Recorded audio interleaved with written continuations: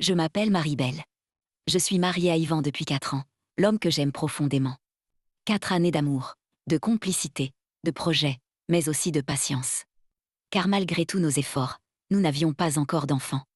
Yvan et moi ne perdions pourtant pas espoir. Nous prions, nous croyions que Dieu nous ferait grâce au bon moment.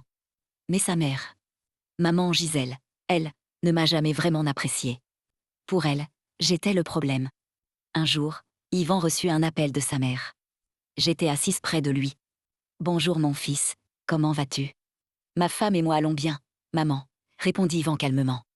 Quelle femme, cette femme incapable d'avoir d'enfant, répliqua maman Gisèle. Mon cœur se serra. Maman, Maribel n'est pas incapable d'avoir d'enfant. Dieu nous donnera un enfant au bon moment, répondit Yvan, d'un ton ferme. Mais maman Gisèle ne voulait rien entendre. Elle conclut simplement. Je serai chez toi la semaine prochaine. Quand Yvan m'annonça sa visite, j'étais pourtant très contente. Je souris et lui dis. C'est super. Je vais lui préparer son plat préféré. Je voulais tellement gagner son cœur. La semaine suivante, tout bascula. Maman Gisèle arriva chez nous, accompagnée d'une autre femme. Une femme nommée Stella. Devant moi, elle dit à son fils. Voici une femme pour toi. Celle qui pourrait me rendre grand-mère. Je sentis mes jambes trembler. Yvan me prit dans ses bras et dit, très strictement à sa mère. Maman, cette femme ne restera pas ici. Mais maman Gisèle répondit. Si Stella part, je pars avec elle. Et oublie que tu as encore une mère. Voyant la tension monter, je demandai à mon mari de rester calme, de ne pas continuer la dispute. Peu après, Stella s'installa chez nous. Sans que je le sache au début. Maman Gisèle donna à Stella une solution pour attirer Yvan pour qu'il s'attache davantage à elle. Yvan tomba sous son influence.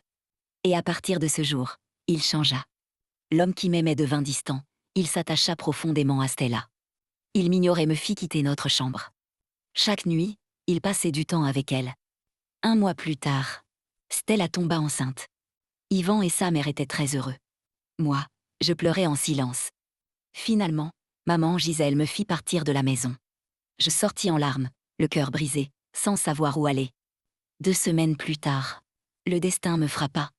Je découvris que j'étais enceinte moi aussi de Yvan, l'homme que j'aimais encore. Je décidai garder cette grosse et de retourner annoncer la nouvelle. Quand je leur dis que j'étais enceinte, ils restèrent indifférents.